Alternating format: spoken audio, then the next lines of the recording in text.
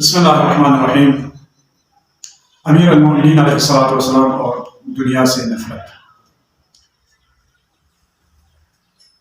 فرماتے ہیں دار بالبلاء محفوفہ و بالقدر معروفہ۔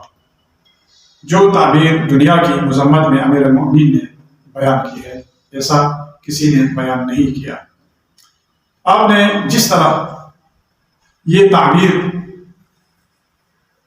کی ہے جو نقل ہوئے کہ دنیا ایک ایسا سرا ہے جس کے رہنے والے غموں سے چور چور ہے، اور یہ دنیا دغاباز اور مکار کے نام سے مشہور ہے، ہمیشہ ایک حالت میں پر باقی نہیں رہتی ہے، اور جو بھی اس دنیا میں قدم رکھے وہ سالم نہیں رہ سکتا۔ اس کی حالات گوناگون ہیں اور حالات تبدیل ہو رہی ہے۔ اس میں زندگی گزارنا مذموم اور ناپسند ہے، جس میں کوئی امن و امان نہیں ہے، اور اہل دنیا اس کے تیروں کے زد میں دنیا اس کی طرف تیر باران کر رہے ہیں اور ان کو موت کی نیند سلا رہی ہے۔ اے اللہ کے بندو، جان لو تم اور جو کچھ اس دنیا میں موجود ہے سب تم سے پہلے والے کے نقش قدم پر چلنے والے